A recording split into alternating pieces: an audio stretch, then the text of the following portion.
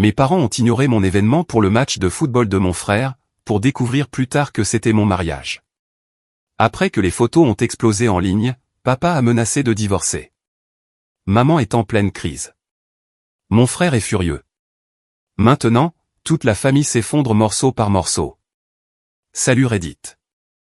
Alors, j'ai invité mes parents à quelque chose d'important. Ils ont choisi le match de football de mon frère à la place.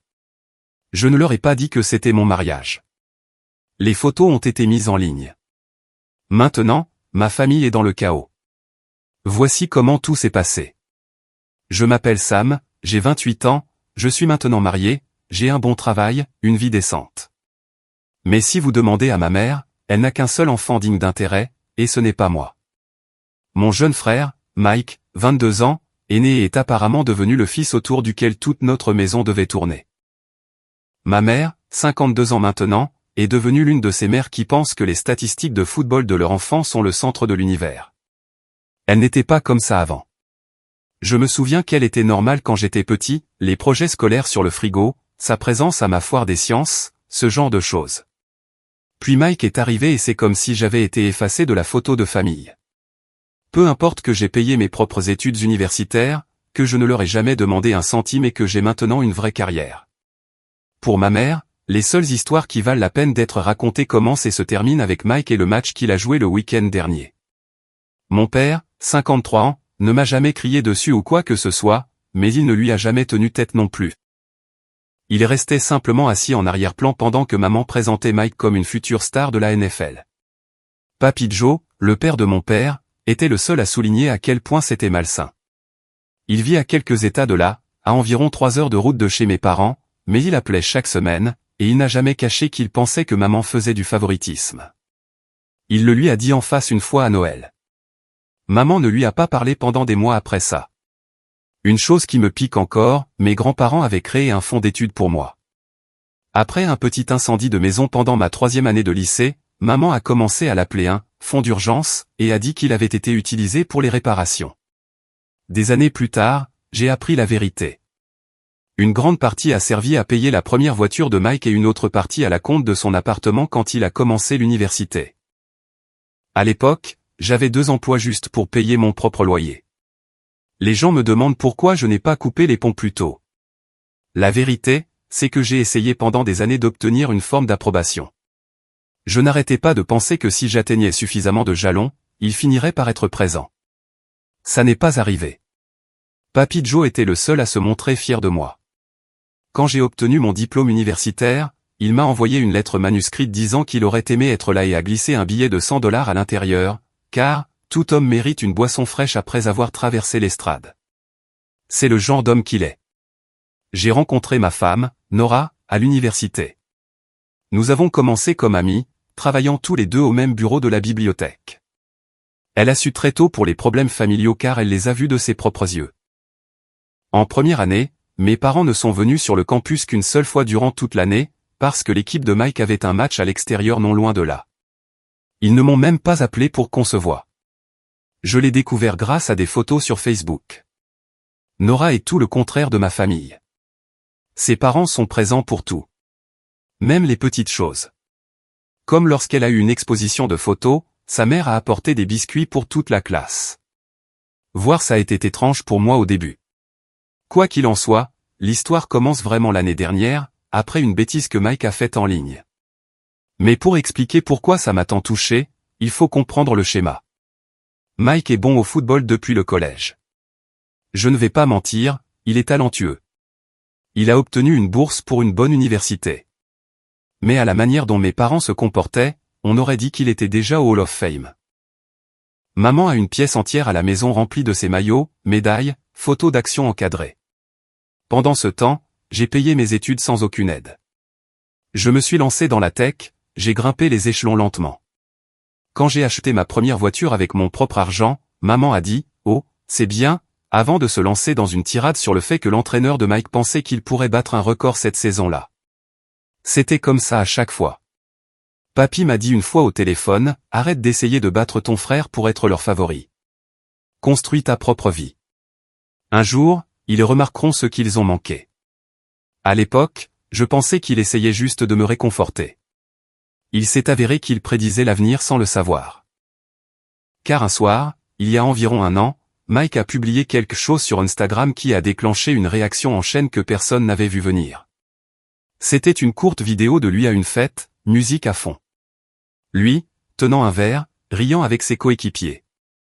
La légende disait, certains d'entre nous poursuivent de vrais objectifs. D'autres restent assis derrière un bureau en faisant semblant d'être importants. Devinez de qui maman est la plus fière. Suivi d'une série d'émojis qui rient. Maman a aimé. Quelques tantes aussi. Un cousin m'a tagué avec un emoji Dieu. C'est la première fois que j'ai senti quelque chose craquer un peu en moi. Pas de la colère, exactement, juste ce sentiment de « Ok, ils ont clairement affiché le score ». Je n'ai pas commenté, je ne lui ai pas envoyé de texto. Mais cette publication a préparé le terrain pour tout ce qui s'est passé ensuite. Des événements qui se sont terminés avec Mike, mes parents et la moitié de la famille élargie me regardant d'un œil très différent. Et tout a commencé parce qu'ils n'ont pas pris la peine de demander à quel événement je les avais invités. Le lendemain matin, quelques-uns de mes anciens camarades de classe m'avaient tagué en dessous avec des émojis qui rient. Certains avaient écrit des choses comme « dur » ou « aïe, mon frère », comme s'ils regardaient un combat au lieu de voir ma famille me qualifier d'insignifiant. Maman avait commenté « si fier de toi, champion » sous la publication de Mike, ce qui était comme remuer le couteau dans la plaie. La publication n'a pas explosé en dehors de notre petit cercle, mais c'était suffisant. Des gens à qui je n'avais pas parlé depuis des années l'ont vu. Un ami du lycée m'a envoyé un message, « Mec, ton frère est un crétin ». J'ai juste répondu, « Ouais », sans avoir envie d'en dire plus. Le fait est que ce n'était pas un comportement nouveau pour Mike. Il a toujours été comme ça. S'il ne me rabâchait pas une statistique de football, c'était la voiture que maman lui avait achetée à 17 ans ou l'appartement qu'il l'avait aidé à obtenir près du campus. Il m'a dit une fois à Thanksgiving que je devrais viser plus haut que d'être, dans la moyenne, comme s'il me donnait des conseils de vie pendant que nos parents hochaient la tête en signe d'approbation. Je n'ai pas répondu en ligne car, honnêtement, qu'est-ce que j'allais dire? En fait, j'ai un bon travail?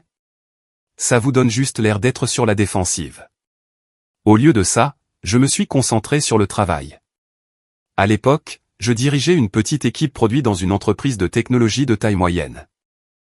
Nous travaillions sur un outil depuis des mois et, à ce moment-là, nous avons décroché un contrat avec un client régional, ce qui signifiait un gros bonus pour l'équipe et une promotion pour moi.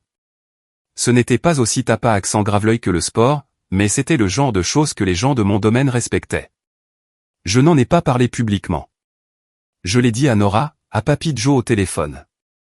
Il était content pour moi. Il a dit, continue d'accumuler les victoires. Les gens le remarquent, même s'ils font semblant d'être aveugles. Cette même semaine, Mike m'a envoyé un message privé sur Instagram. Tu aurais pu être quelqu'un si tu avais essayé plus fort. Ne blâme pas maman de soutenir un gagnant. Sans ponctuation. Comme s'il était trop occupé à réussir pour taper correctement. Je l'ai fixé 1 minute, j'ai tapé, cool, et j'en suis resté là. Il a répondu avec un emoji qui rit. Nora a vu le message plus tard, alors que nous regardions la télé. Elle m'a demandé si j'allais bien. J'ai dit oui, car que pouvais-je dire d'autre? Rien de tout cela n'était nouveau. Le lendemain, Papy Joe m'a appelé après qu'un de mes cousins lui a parlé de la publication. Il était en colère, de cette manière calme qu'il a, où il parle lentement comme pour ne pas crier. Il a dit, « Fils, tu n'as pas besoin de riposter. Construis ta vie. Laisse les résultats parler plus tard. » Je lui ai parlé de la promotion. Il a dit qu'il aimerait vivre plus près pour qu'on puisse fêter ça en personne. Puis il a demandé des nouvelles de Nora, comment elle allait, si les plans de mariage avançaient, parce que oui, à ce moment-là, Nora et moi étions déjà fiancés. Nous avions fait ça discrètement. Pas de grandes annonces. Quand nous avons finalement choisi une date, un samedi d'automne chez la tante de Nora, j'ai envoyé un texto à mes parents et à Mike. Salut, j'ai un événement important qui arrive cet automne. La date est le 14 octobre. J'adorerais que vous soyez là. C'est bloqué, impossible de le déplacer. Maman a répondu, c'est le dernier match de la saison régulière de Mike avant les playoffs. Nous serons là pour le soutenir. Je ne l'ai pas corrigé, je n'ai pas ajouté de détails. S'ils s'en souciaient, ils demanderaient. Ils ne l'ont pas fait. Nora m'a demandé si je voulais leur dire que c'était le mariage. J'ai dit non. S'ils s'en souciaient, ils demanderaient. Pendant ce temps, la publication Instagram a fini par s'estomper après quelques semaines. Les gens sont passés à autre chose. Mike a continué à publier des extraits de matchs. Maman a continué à les partager avec des légendes comme « Si fier de mon garçon ». Papy Joe a continué à m'appeler tous les dimanches, me demandant des nouvelles du travail, de Nora, de la vie. Il n'a plus jamais mentionné la publication. Il a juste dit « Dis-moi quand sera le grand jour. Je serai là dans mon plus beau costume. Je ne l'ai pas porté depuis les funérailles de ta grand-mère, alors il est temps qu'il voie de bonnes nouvelles. » Je lui ai donné la date. Il l'a noté sur un calendrier qu'il garde près de son frigo. Il a dit qu'il ne manquerait ça pour rien au monde. Pendant ce temps, mes parents n'ont jamais demandé, pas une seule fois. Et c'est ainsi que le 14 octobre est resté sur leur calendrier comme le jour du match de Mike, au lieu du jour du mariage de samedi. Je suppose que pour expliquer pourquoi le jour du mariage s'est terminé comme il l'a fait, je devrais revenir un peu en arrière, au moment où j'ai réellement demandé Nora en mariage. C'était en mars de l'année dernière. Nous sommes partis pour un court week-end dans un chalet à 2 heures de la ville. Rien d'extraordinaire, juste un endroit calme avec des sentiers de randonnée et un lac. Je portais la bague sur moi depuis 2 semaines, attendant le bon moment. Je ne suis pas doué pour les grands discours, alors j'ai fait simple. Le samedi matin, nous avons gravi un sentier qui menait à un point de vue sur l'eau. Il n'y avait pas grand monde si tôt. J'ai sorti la bague, j'ai réussi à dire quelque chose sur le fait que je la voulais avec moi dans chaque chapitre de ma vie, et c'est tout. Mes mains tremblaient tellement que j'ai failli la faire tomber. Elle a ri, a dit oui immédiatement, m'a serré si fort dans ses bras que j'en ai perdu l'équilibre une seconde. Pas de public, pas de caméra, juste nous et quelques oiseaux quelque part dans les arbres. Quand nous sommes rentrés à la maison, j'ai appelé pour dire que j'avais fait ma demande. Maman a dit « Oh, c'est bien », et a immédiatement enchaîné sur le tournoi de pré-saison de Mike. Papa a murmuré « Félicitations, fiston ». Ce fut toute leur réaction. Nora n'a rien dit sur le moment, mais plus tard, elle m'a demandé si c'était normal. J'ai dit oui. Pendant les mois qui ont suivi, chaque fois que nous voyions mes parents, maman parlait du programme d'entraînement de Mike, de ses statistiques, de ses chances pour les playoffs. Pas une seule question sur nos projets. Vers l'été, j'ai découvert autre chose qui a simplement cimenté ma décision. Un de mes cousins a mentionné que mes parents avaient payé le nouvel agent sportif de Mike et un camp d'entraînement avancé dans un autre état. Des sommes importantes. J'ai demandé comment Mike pouvait se permettre tout ça. Et le cousin a dit « Oh, tes parents l'ont aidé. Tu ne savais pas ?» Non, je ne savais pas.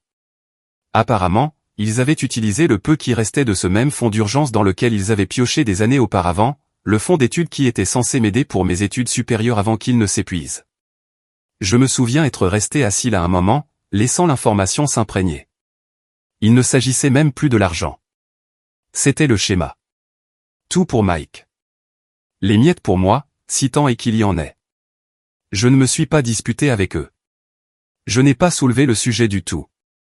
J'ai juste dit à Nora, nous n'allons pas attendre qu'il soit excité par notre mariage. Nous allons le faire à notre façon. Nous avons choisi le 14 octobre parce que c'était le seul week-end où le lieu, propriété de la tante de Nora, était libre à l'automne. C'était un grand jardin avec des guirlandes lumineuses, de l'espace pour des tables, une petite piste de danse et une belle vue sur les collines derrière. Parfait pour ce que nous voulions. Simple, privé, rien de grandiose. Nous avons invité peut-être 60 personnes, des amis proches, une partie de la famille de Nora, mon papy Joe, quelques cousins à qui je parlais vraiment. Je lui ai dit que je voulais qu'il me conduise à l'hôtel, puisque maman et papa ne prenaient même pas la peine de venir. Il est resté silencieux une seconde, puis a dit qu'il serait honoré. Pendant ce temps, maman continuait de publier sur Facebook des messages sur le match à venir de Mike, partageant ses meilleurs moments, parlant des recruteurs qui seraient peut-être là. Pas un mot sur mon événement. Papa n'a rien dit non plus. Il est resté silencieux, comme toujours. En septembre, tout était prêt pour le mariage. Nora s'est occupée de la décoration avec sa tante. Je me suis occupé de la liste des invités et de la nourriture. Mes parents n'ont jamais pris de nouvelles. Mike m'a envoyé un texto fin septembre, j'espère que ton truc se passera bien. Maman a dit que c'est le même jour que mon match.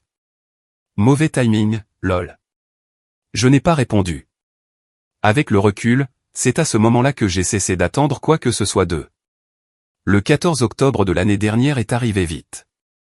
Nora et moi avons dormi chez sa tante la veille pour ne pas avoir à nous presser le matin. Elle et sa famille avaient été incroyables, aidant avec les décorations, organisant les chaises, installant les lumières. Au lever du soleil, le jardin était parfait.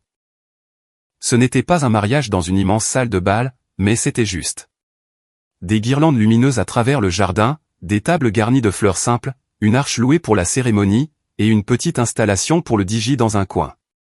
Le temps était frais mais clair. Les gens ont commencé à arriver vers midi. Mes amis de l'université sont venus de 3 États différents. 2 cousins que je n'avais pas vus depuis des années ont conduit 6 heures pour être là.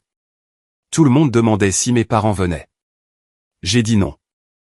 Ils avaient d'autres projets. Personne n'a insisté sur le moment. Papy Joe est arrivé dans son vieux costume sombre, très élégant. Il est venu droit sur moi, m'a serré dans ses bras et m'a tendu une petite boîte. Ta grand-mère voulait que ceci soit transmis, a-t-il dit. À l'intérieur se trouvait son médaillon. Elle m'a dit de le donner à l'enfant qui a été présent pour les autres de la même manière que les gens ont été présents pour lui. J'ai juste hoché la tête. Je ne me sentais pas capable de parler. La cérémonie a commencé à 14 heures. Papy Joe m'a conduit jusqu'à l'arche pendant que le père de Nora la conduisait. Notre amie Amanda a officié. Elle a ce genre de voix qui rend tout officiel, même si elle lit surtout de la poésie lors de scènes ouvertes. Nous avons gardé nos vœux courts. Aucun de nous ne voulait que ça traîne. Quand Amanda a dit que nous étions mariés, tout le monde a applaudi. Quelqu'un a fait éclater un de ses tubes à confetti et le DJ a joué une chanson que Nora aimait depuis l'université. Nous avons fait les photos juste après. Une photographe professionnelle s'est occupée des clichés principaux, mais les gens prenaient aussi les leurs. Mes cousins voulaient une grande photo de famille. C'est là que quelqu'un a de nouveau demandé où étaient mes parents.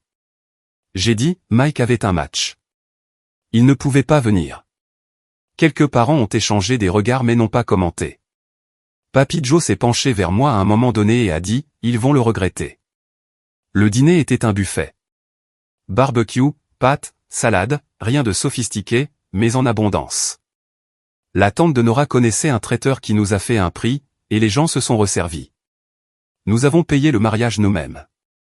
Pas de prêt, pas d'aide de mes parents, juste nous et la tante de Nora qui nous a fait une faveur sur le lieu. Pendant que les gens mangeaient, une des sœurs de mon père, tante Linda, a pris quelques photos de la cérémonie et les a publiées sur Facebook. Je n'y ai pas beaucoup pensé sur le moment. Je n'étais pas sur mon téléphone de toute façon. Nous avions prévu de nous déconnecter complètement une fois la soirée terminée. Après le dîner, nous avons eu une petite première danse, puis nous avons ouvert la piste. Des enfants couraient en jouant à chat près de la clôture. Les gens riaient, racontaient des histoires, sont restés tard. C'était ce à quoi un mariage est censé ressembler. Des amis et de la famille réellement présents. Vers 21 heures, nous avons conclu. Les invités ont commencé à partir en groupe. Mes amis de l'université ont proposé d'aider à nettoyer, mais la tante de Nora les a renvoyés, disant qu'elle s'en occuperait le matin. Papy Joe nous a serrés tous les deux dans ses bras et a dit, « Je n'ai pas dansé depuis 20 ans. Je vais le payer demain, mais ça en valait la peine. » Nous avons promis de l'appeler à notre retour de voyage. Le plan était simple. Nous partirions le lendemain matin pour une courte lune de miel. Pas de téléphone, pas de travail, juste une semaine de congé. Nous voulions tous les deux nous déconnecter complètement. Avant de me coucher, j'ai jeté un coup d'œil à mon téléphone. Des dizaines de notifications déjà de parents réagissant à la publication de tante Linda. Quelques messages de cousins disant des choses comme « La section des commentaires de ta mère est en feu ». J'ai posé le téléphone face contre table et n'ai rien ouvert.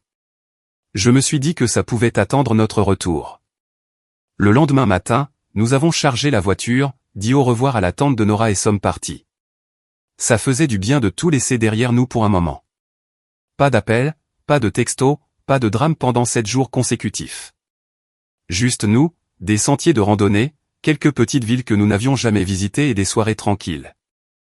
Je ne le savais pas encore, mais pendant notre absence, cette publication Facebook se propageait dans toute la communauté de nos parents.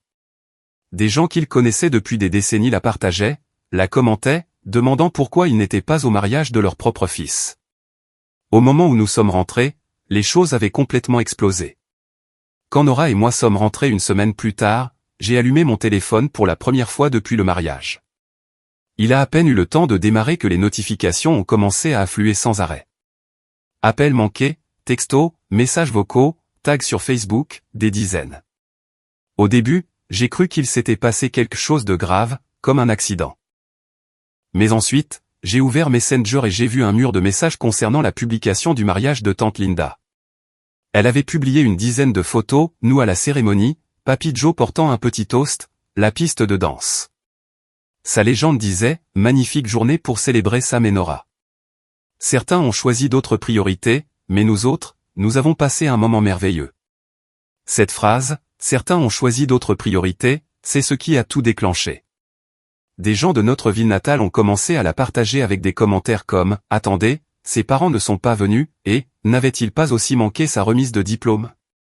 Quelques personnes ont même tagué ma mère directement en demandant si c'était vrai. Au moment où je faisais défiler, ça s'était propagé dans les groupes locaux, parmi les anciens voisins, même des gens de notre église d'enfance. Ce n'était pas viral au point que des millions d'inconnus le voient. Mais dans la communauté de nos parents, tout le monde était au courant. Sous les photos de ma tante, maman a commenté « Il ne nous a jamais dit que c'était un mariage ». Les gens ont immédiatement souligné qu'elle n'avait pas demandé. C'était tout le problème, résumé en un fil de discussion. Pendant ce temps, ma boîte de réception était pleine de messages de maman, allant de la colère aux supplications. Les premiers étaient de la pure rage, « Comment oses-tu nous humilier comme ça ?» Puis, « Ta tante n'avait pas le droit de publier ça », et le meilleur, « Tu aurais dû nous dire que c'était ton mariage », comme si ce n'était pas elle qui avait ignoré mon texto pendant des mois. Après quelques heures, le ton a changé, « S'il te plaît, appelle-moi. Nous devons parler », puis, les gens n'arrêtent pas de m'envoyer des messages. Je ne peux pas dormir, et enfin, ceci est en train de déchirer notre famille. Mike a envoyé sa propre série de textos, plein d'arrogance comme toujours, vraiment classe, frérot, puis, tu as fait passer maman pour une méchante exprès. Il a même ajouté, tu es pathétique d'avoir caché ton mariage comme ça, comme si j'étais le méchant de l'histoire. Je n'ai répondu à aucun d'eux. Le vrai coup de massue est venu de Papy Joe. Pendant notre absence, il a conduit 3 heures pour rendre visite à mes parents en personne, les a fait asseoir dans leur propre salon et a dit à mon père qu'il avait honte de lui d'avoir laissé cela se produire. Mon cousin qui habite à proximité a dit que Papy n'avait pas crié, mais que ses mots avaient été durs. Il a dit à mon père, « Tu as laissé cette femme mener cette maison à sa perte pendant que ton fils apprenait à ne plus rien attendre de toi. » Selon mon cousin, papa est resté assis là, blême, comme si on l'avait débranché. Après le départ de Papy, papa m'a appelé. J'ai laissé l'appel aller sur la messagerie vocale car nous étions encore en train de déballer nos affaires. Il a laissé un message disant qu'il était désolé, qu'il se sentait mal d'avoir manqué le mariage, qu'il savait qu'il avait échoué en tant que père. Il a dit qu'il avait dit à maman que les choses allaient changer ou qu'il en avait fini. Ça m'a surpris. Mon père a été silencieux toute ma vie. L'entendre enfin taper du poing sur la table me semblait étrange. Maman a continué à envoyer des messages, cependant. Après les messages de colère sont venus les voyages de culpabilité. Elle a écrit des choses comme « Je suis ta mère. Je mérite une chance de m'expliquer, puis, tu ne sais pas à quel point ça a été dur pour moi. » Elle a même essayé, ton père dit des folies, des choses qu'il ne pense pas. À la fin de la semaine, elle suppliait carrément, s'il te plaît, ne nous coupe pas les ponts. Je ferai n'importe quoi pour arranger ça. Pendant que tout cela se passait, tante Linda m'a envoyé un texto disant, je ne pensais pas que ma publication causerait autant de drames. Je voulais juste vous célébrer. Je lui ai dit que ce n'était pas de sa faute. En plus de ça, d'autres parents ont commencé à m'appeler. Quelques sœurs de maman étaient en colère contre moi pour l'avoir fait passer pour une mauvaise personne. Elles ont dit qu'elle avait le cœur brisé, qu'elle pleurait toute la journée, embarrassée devant ses amis. Je leur ai dit qu'elle s'était ridiculisée elle-même en manquant mon mariage pour un match de football. Du côté de la famille de mon père, la plupart m'ont soutenu. Quelques cousins ont même publié des commentaires de soutien sous les photos de tante Linda. Des choses comme « ça méritait mieux » et « il était temps que quelqu'un le dise ». Le tout a atteint un autre niveau lorsque le grand match de Mike, celui que mes parents avaient choisi, s'est mal passé. Son équipe a perdu et il a été mis sur le banc en deuxième mi-temps après avoir lancé 2 interceptions. Ils se sont quand même qualifiés pour les playoffs grâce à un bris d'égalité, mais ont été éliminés au premier tour la semaine suivante. Les gens en ligne ont commencé à plaisanter sur le fait qu'il avait manqué le mariage de son frère pour cette performance. Certains de ses propres coéquipiers ont commenté avec des émojis qui rient sous des publications à ce sujet. Mike m'a de nouveau envoyé un texto après ça, furieux. Il a dit que j'avais maudit sa saison avec mon drame. Je n'ai pas répondu. À la fin de la semaine, papa a de nouveau envoyé un texto demandant à me rencontrer en personne. Il a dit qu'il voulait parler d'homme à homme, sans maman d'abord. J'ai accepté, mais seulement après avoir tout raconté à Nora. Elle a dit qu'elle soutiendrait ma décision, quelle qu'elle soit, mais qu'elle ne voulait pas que je me laisse culpabiliser. C'est là que j'ai réalisé que les choses n'allaient que s'embrouiller davantage avant de s'éclaircir. Papa a choisi le restaurant à 2 villes de là. Il a dit qu'il ne voulait pas que quelqu'un entende. Quand je suis arrivé, il était déjà assis dans une banquette au fond. Un café devant lui, pas de nourriture. Il avait l'air plus vieux que dans mes souvenirs, comme si les 2 dernières semaines lui avaient pris des années. Il n'a pas perdu de temps. Dès que je me suis assis, il a dit « Je te dois des excuses ». Je n'ai rien dit, j'ai juste attendu. Il regardait son café comme s'il avait peur de croiser mon regard. J'aurais dû être à ton mariage. J'aurais dû être à beaucoup de choses. Tes remises de diplôme, tes matchs, tout. J'ai laissé ta mère tout gérer parce que je ne voulais pas de dispute à la maison. Je pensais que maintenir la paix était la même chose qu'être un bon père. Ce n'était pas le cas. C'était la chose la plus directe que je l'ai jamais entendu dire. Il a dit qu'il avait dit à maman que si elle ne commençait pas à arranger les choses avec moi, il en avait fini. Il avait passé la dernière semaine sur le canapé après la visite de Papy Joe parce qu'il ne pouvait même pas la regarder sans penser à ce que Papy avait dit. Il a dit que Papy lui avait dit qu'il avait échoué à la fois en tant que fils et en tant que père. Puis il a dit qu'il voulait commencer à arranger les choses, pas seulement avec des mots, mais avec de vrais changements. Il a dit qu'il voulait suivre une thérapie, qu'il allait rembourser ce qu'il avait pris de mon fonds d'études, même si cela prenait des années, et qu'il n'allait plus laisser les excuses de maman diriger la maison. Il n'avait pas signé tous les chèques, mais il avait laissé faire, et il l'a reconnu. Je lui ai dit que j'appréciais les excuses, mais que ce n'était pas quelque chose que quelques chèques et séances de thérapie allaient magiquement réparer. Il a hoché la tête et a dit qu'il le savait. Il a dit qu'il était prêt à le prouver par des actions. Nous sommes restés assis là un moment, sans beaucoup parler.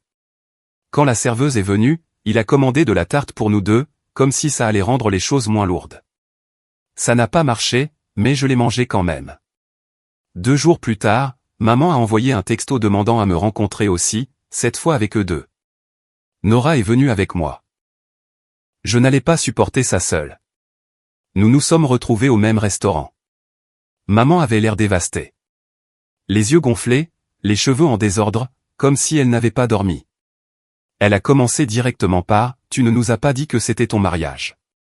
Si tu l'avais fait, nous aurions été là. » Et je lui ai dit que je les avais invités à un événement, et qu'elle n'avait même pas demandé ce que c'était avant de dire que le match de Mike était plus important.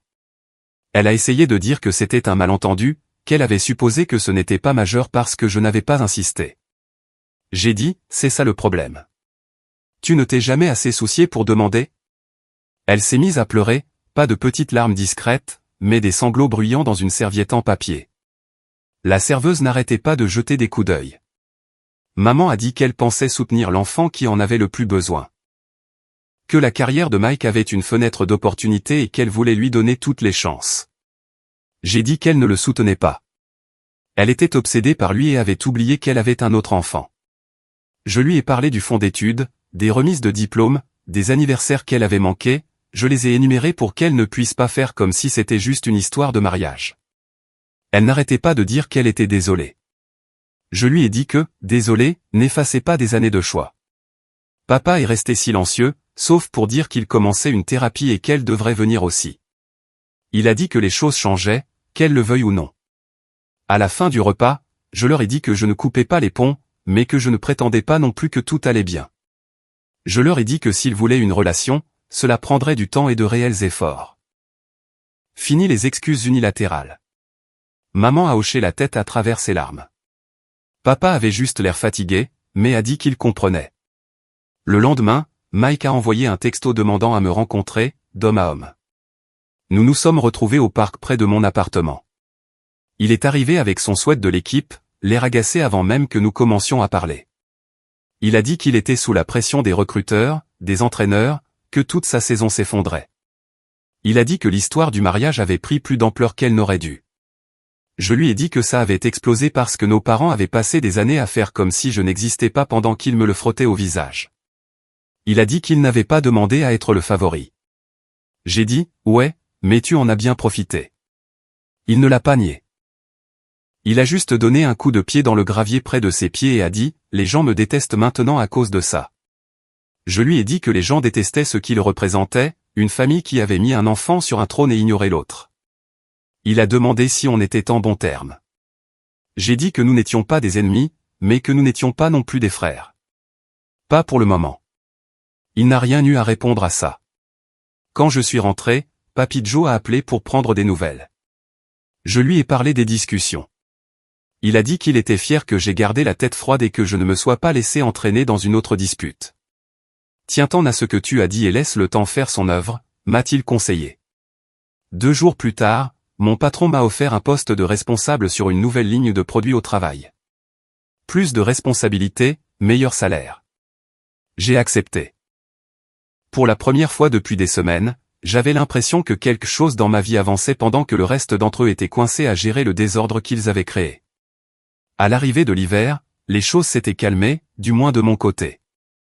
Nora et moi avons déménagé dans un appartement plus grand, plus près du travail, et j'ai commencé mon nouveau rôle de chef d'équipe produit. Le salaire supplémentaire signifiait que nous pouvions enfin commencer à économiser pour une maison au lieu de simplement en parler. Papa a tenu sa promesse concernant l'argent. Chaque mois, comme une horloge, il envoyait un petit virement intitulé « Remboursement fonds d'études ». Parfois $20, parfois 50. Pas de grosses sommes, mais assez pour montrer qu'il ne faisait pas que parler. Il écrivait même de petites notes comme « moins » ou « on y arrive ». Il ne s'agissait plus de l'argent de toute façon. Il s'agissait du fait qu'il faisait enfin quelque chose. Il m'a aussi dit qu'il avait commencé à suivre une thérapie. Il a dit que c'était étrange au début, mais qu'il apprenait à s'exprimer réellement au lieu de maintenir la paix en gardant le silence. Je ne lui ai pas demandé de détails, j'ai juste dit que j'étais content qu'il le fasse. Maman y est allée avec lui quelques fois, selon papa. Il a dit que le thérapeute lui avait dit sans détour qu'elle devait cesser de vivre à travers la vie de Mike et regarder réellement les dégâts qu'elle avait causés. Je ne sais pas si elle l'a pris à cœur. Elle m'a envoyé quelques textos disant qu'elle était désolée à nouveau, mais je n'ai pas répondu tout de suite. Quand je l'ai finalement fait, je lui ai dit que je n'étais pas intéressé par d'autres excuses. Je voulais voir un vrai changement. Si elle voulait une relation, elle devait cesser d'agir comme si de rien n'était et commencer à prouver que les choses étaient différentes maintenant. Elle a dit qu'elle comprenait. Je n'étais pas sûr qu'elle le fasse vraiment, mais au moins la conversation a cessé de tourner autour de ses larmes pour se concentrer sur ce qu'elle allait faire à l'avenir. Mike est resté plutôt silencieux après cette conversation au parc. Il a eu une fin de saison difficile. Élimination au premier tour des playoffs, pas de recruteur frappant à sa porte avec des offres comme il s'y attendait. Il publiait moins en ligne aussi, probablement fatigué des gens qui laissaient des commentaires sur le fait qu'il avait manqué mon mariage et perdu le match quand même. Il a envoyé un texto en décembre disant que les gens le considéraient toujours comme le méchant de la famille. Je lui ai dit que c'était parce qu'il s'était comporté comme tel pendant des années. Il a dit que ce n'était pas juste. Je lui ai dit que ce qui aurait été juste, c'est que j'ai des parents qui se soucient de plus que de ces statistiques de football. Il n'a pas répondu après ça. À Noël, papa est venu seul nous rendre visite. Il a dit que maman était restée à la maison parce qu'elle ne voulait pas rendre les choses gênantes. Il a apporté un petit cadeau pour Nora, un ensemble de plats de cuisson dont elle avait vraiment besoin, et une photo encadrée de notre mariage qu'il avait fait imprimer. Il a dit qu'il l'avait eue de tante Linda et qu'il voulait que nous l'ayons. C'était la première fois qu'il me donnait quelque chose de personnel depuis des années. Nous avons déjeuné, parlé du travail, de la visite de Papy Joe au printemps. Rien de lourd. Quand il est parti, il a dit qu'il était fier de moi. Des mots simples, mais il ne les avait jamais dit avant. En février, Nora et moi regardions des maisons en ligne. Sans se presser, juste pour voir ce qu'il y avait. Mon travail allait bien. Elle avait de plus en plus de clients en photographie et la vie nous appartenait enfin, au lieu d'être empêtrés dans des drames familiaux. Papy Joe est venu nous voir en mars. Nous l'avons emmené dans ce grand parc avec des sentiers de randonnée et un lac. Il utilisait une canne maintenant, mais a insisté pour marcher aussi loin que possible. Il a dit que ça faisait du bien de respirer de l'air frais après l'hiver. Il m'a dit qu'il était fier de la façon dont j'avais géré tout ça. Il a dit que la plupart des gens explosent ou coupent complètement les ponts, mais que j'avais tracé des limites et que je m'y étais tenu. Il a dit que cela demandait plus de force que de crier. Nous nous sommes assis sur un banc, regardant l'eau. Il m'a raconté que, plus jeune, il avait finalement tenu tête à son propre père à propos de quelque chose. Il a dit que ça n'avait pas tout réglé du jour au lendemain, mais que ça avait changé la façon dont les gens le traitaient à partir de ce moment-là. En rentrant, j'ai pensé à quel point les choses semblaient différentes maintenant. Pas parfaites, mais calmes. Pas de drame quotidien, pas de textos constants exigeant de l'attention, pas de disputes à propos de Mike, juste ma vie qui avançait. Une semaine plus tard, j'ai publié une seule photo du mariage sur ma propre page. Rien de dramatique, juste moi, Nora et Papy Joe sous les lumières dans le jardin. Ma légende disait, je vais bien. J'ai construit ma propre vie avec les gens qui sont présents. C'est tout.